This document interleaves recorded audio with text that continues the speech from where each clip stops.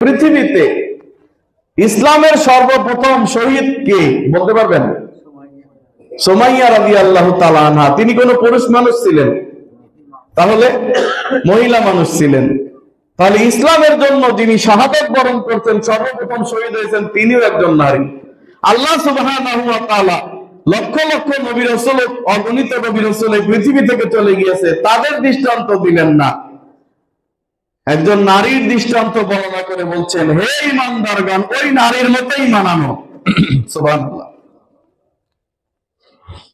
وضرب الله مثلا للذين آمنوا امرأة فرعون إذ قالت رب ابن لي عندك بيتا في الجنة ونجني من فرعون وعمله ونجني من القوم الظالمين। আল্লাহ সুবহানাহু ওয়া তাআলা বলছেন, অতঃপর আমি তোমাদেরকে দৃষ্টান্ত দিচ্ছি ফেরাউন পত্নীর, যে ব্যক্তি আল্লাহর কাছে দোয়া করে বলেছিলেন যে আল্লাহ, তুমি জান্নাতে তোমার পাশে আমার জন্য একটি বালাখানা নির্মাণ করে দাও। সুবহানাল্লাহ। কেন বলেছিলেন? কারণ হযরতে মূসা আলাইহিস সালাতু ওয়াস সালাম যখন বিজয় গ্রহণ করলেন, জাদুকরদের উপর বিজয় হয়ে গেল, তখন এই বিবি আসিয়া ঈমান ঘোষণা করলেন, আমান্না বিরব্বি মূসা ওয়া হারুন, আমি ঈমান আনলাম মূসা এবং হারুনের রবের প্রতি। সুবহানাল্লাহ। এই ঈমানের ঘোষণা দেওয়ার সঙ্গে সঙ্গে তার উপর অত্যাচার শুরু হয়ে গেল। তাকে তপ্ত মরুভূমির মধ্যে শুয়ে, চিৎ করে শুয়ে, দুই হাতের মধ্যে পাথর চাপা দিয়ে, বুকের মধ্যে পাথর চাপা দিয়ে রাখলো।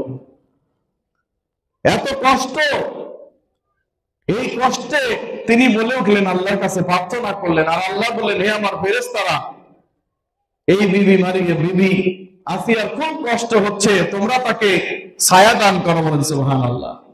আল্লাহ সুবহানাহু ওয়া তাআলার পক্ষ থেকে ফেরেশতারা এই মহিলাটাকে দুনিয়ার বুকে ছায়া দান করেছিল। সুবহানাল্লাহ। এরপরে যখন প্রাণ অষ্টাগত প্রায়, তখন আল্লাহর কাছে ফরিয়াদ করে তিনি বলছেন, আল্লাহ, রব্বি বিনিলি ইনদাকা বাইতান ফিল জান্নাহ, হে আল্লাহ, তোমার কাছে জান্নাতে আমার জন্য একটা ঘর বানিয়ে দাও। ওয়ানাজ্জিনি মিন ফিরআউন ওয়া আমালিহি, হে আল্লাহ, ফিরআউন এবং তার দলবল থেকে আমাকে রক্ষা করুন। ওয়া কওমিজ জালিমিন, এবং জালেমদের থেকে আমাকে রক্ষা করুন। আল্লাহ সুবহানাহু ওয়া তাআলা তার ফরিয়াদ, তার প্রার্থনা শুনেছিলেন কি নাকি শোনেন নাই? শুধু শোনেন নাই, এই প্রার্থনা শোনার সঙ্গে সঙ্গে আল্লাহ তাআলা তার জন্য জান্নাতে গৃহ নির্মাণ করে দিলেন। সুবহানাল্লাহ। পৃথিবীতে এমন কোন মানুষ আছে, নবী এবং রাসূল সহ বলছি,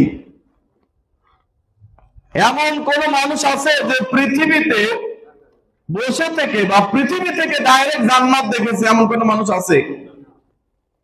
সুবহানাল্লাহ।